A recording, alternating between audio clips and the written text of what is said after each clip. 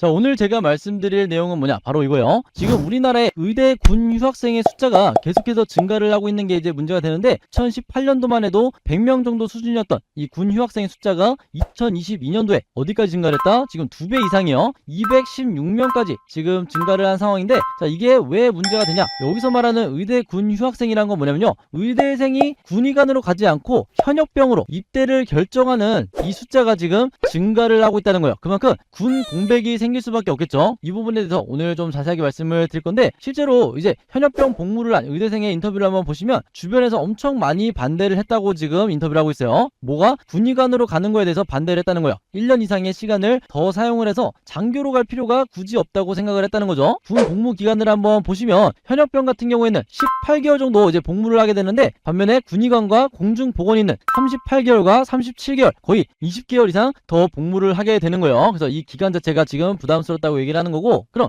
의대생들이 현역병으로 입대를 하는 게 왜 문제가 되냐? 여기 보시면 의대생 같은 경우는 보통 군의관이라든지 공중보건이, 그 다음에 병역 판정검사, 전담이, 이렇게 이제 세 가지로 이제 빠지게 되는데, 자, 그 중에서 우리가 가장 문제가 되는 부분이 뭐냐면 이 공중보건이 이 숫자가 줄어든다는 거예요. 왜냐? 우리나라의 이 농어촌 같은 경우에 공중보건이가 절실하게 필요한데, 공중보건이의 숫자가 줄어들게 되면 농어촌 지역에 사시는 국민들의 이 의료 혜택이 감소할 수밖에 없다는 거예요. 그래서 실제로 수치상으로 보면 신규 편입된 이 공중보건의의 숫자가 지금 9년 전인 2014년도만 해도 1247명이었는데 2023년에는 1114명까지 줄어들고 있는 상황이다. 자, 그 중에서도 의과 같은 경우에는 787명에서 456명까지 이 절대적인 숫자 자체가 지금 감소를 하고 있다. 이렇게 여러분들이 보시면 좋을 것 같아요. 그래서 여기서도 나와 있지만 공중보건의 부족 현황이 2019년도만 해도 282명 수준이었는데, 올해 같은 경우에는 378명까지 이 부족 현황이 늘어난 상황이고, 이 추세가 계속해서 지금 유지가 되고 있다는 게 가장 큰 문제다. 이렇게 여러분들에게 말씀을 드릴 수가 있겠어요. 그래서 상황이 이렇다 보니까 이제 정부와 여당이 어떤 결정을 했냐? 자, 소위의 연봉을 400만 원 정도 인상하는 요 방안을 지금 추진하고 있다고 이제 밝혔는데, 자, 문제는 뭐다? 이게 탁상 공론으로 끝나는 게 아니라 최대한 빨리 현실적으로 반영이 돼야 된다는 거죠. 물론 이 연봉 400만 원 인상하는, 자, 요 정도 액수 자체에서도 지금 더 올려야 된다. 자, 요런 여러 얘기가 지금 나오고 있는 상황이에요. 자, 그리고 여기에 더해서 이제 군의관뿐만 아니라 이 육군에서도 최근에 사상 첫 ROTC 추가 모집을 발표를 했는데, 이게 역사상 처음이라고 그래요. ROTC에 대한 이 지원율이 계속해서 이제 떨어지고 있다. 이렇게 여러분들이 보시면 되는데, 실제로 ROTC가 갖고 있는 메리트가 점점 줄어들다 보니까 우리나라의 이 20대 청년들은 어떻게 생각하고 있다? 이 ROTC 자체에 관심이 없다. ROTC라는 게 애초에 선택지에 없는 느낌이다. 자, 이렇게 지금 얘기를 하고 있어요. 그래서 실제로 이제 차트를 한번 보시면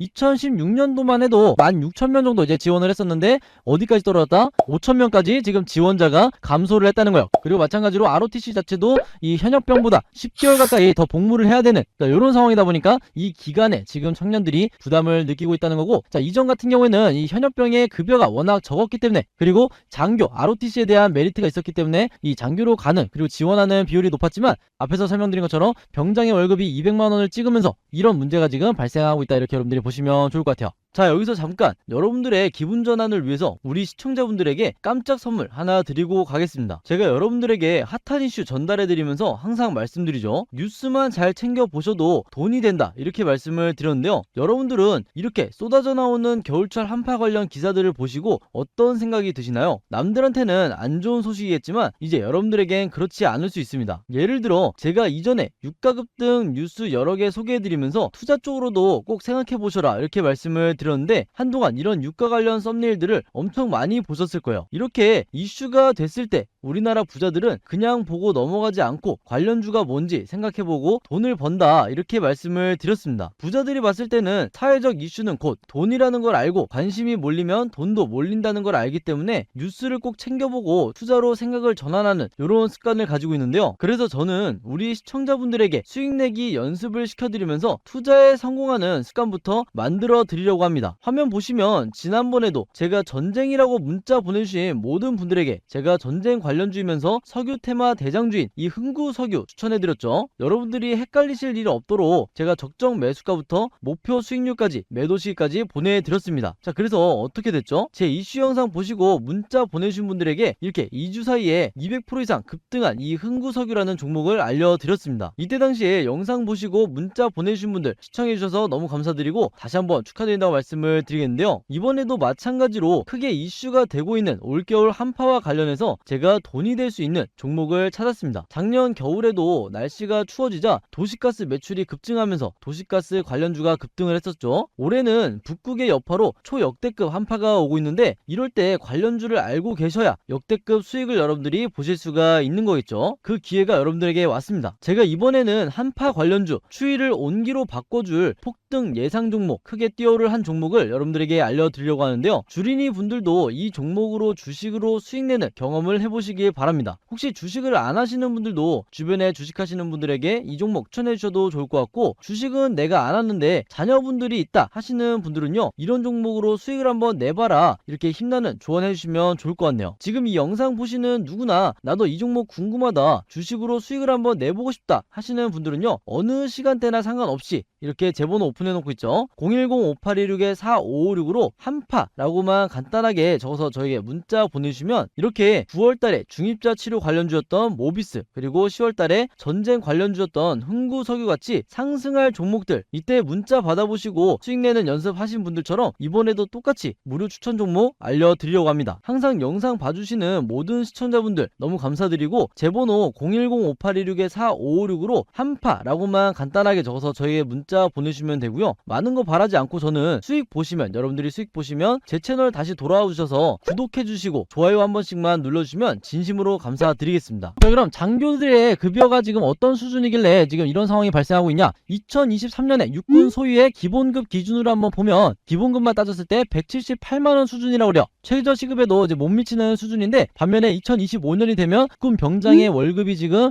205만원까지 찍을, 자, 요런 예정이다 보니까 상대적으로 이 간부들이 박탈감을 당연히 느낄 수밖에 없겠죠. 그러다 보니까 자연스럽게 이 육군 부사관의 충원율도 77.1%에 불과하다, 이런 이 군 공백이 계속해서 발생을 하고 있고, 이게 우리나라 육군의 이 전투력에 영향을 미칠 수밖에 없다는 거예요. 그리고 최근에 나온 자료를 한번 보시면 10년차 한 중사의 급여 내역인데, 여기 보시면 아시겠지만, 자, 봉급이 229만원이고 뭐 장려수당 그리고 여러가지 기타 등등 해서 월급을 보니까 275만원이 찍혔는데, 자, 중요한 건 뭐예요? 여기서 세금을 떼야 되죠. 각종 세금을 떼고 나니까 실수령액이 얼마다? 224만원에 불과하다는 거예요. 제가 앞에서 말씀드렸죠. 군에서 10년차 된 이 중사의 실수령 금액이, 통장에 찍히는 금액이 224만원이라는 거예요. 그래서 지금 현재 우리나라의 이 최저임금이 201만원이다 보니까 이것과 비교해도 별 차이가 없는 상황이다, 이렇게 여러분들이 보시면 좋을 것 같아요. 그러니까 한마디로 애국심만 가지고 이 급여를 받으면서 군 복무에 열심히 임할 수 있는 사람이 몇 명이나 될까, 이렇게 제가 되물어보고 싶은 거죠. 그래서 이런 문제가 계속해서 발생을 하고 있다 보니까 최근에 정부에서 뭐라고 발표했어요? 자, 간부 복무 여건 개선안을 다음 달에 마련을 하겠다, 자, 이렇게 발표를 했어요. 그래서 실제로 내용을 한번 보면 여기 나와 있는 것처럼 단기 복무 장려금, 장려수당을 증액하겠다. 그 다음에 공무원 수준의 당직 근무비를 증액을 하겠다. 그리고 또 24시간 근무 휴일, 이 야근 수당을 신설을 하겠다. 그리고 기타 등등, 자, 여러 지금 방안을 이제 대책을 마련하고 있다고 하는데, 중요한 건 앞으로 뭐가 된다? 이 증액의 액수, 이 액수가 되겠죠. 이게 만약에 굉장히 미비한 수준이고 지금 현재의 상황과 크게 다르지 않다고 하면 이 간부들의 사기가 저하되는 요 상황을 막을 수는 없을 거다, 이렇게 생각을 하고 우리가 계속해서 관심을 가져야 된다는 거예요. 자, 그래서 저도 이제 현역으로 이제 군을 다녀온 입장에서 굉장히 답답한 이제 오늘의 이제 내용이라고 할 수가 있는데, 자, 오늘도 당연히 오늘의 한마디 남겨야겠죠. 그래서 오늘의 한마디는 뭐다?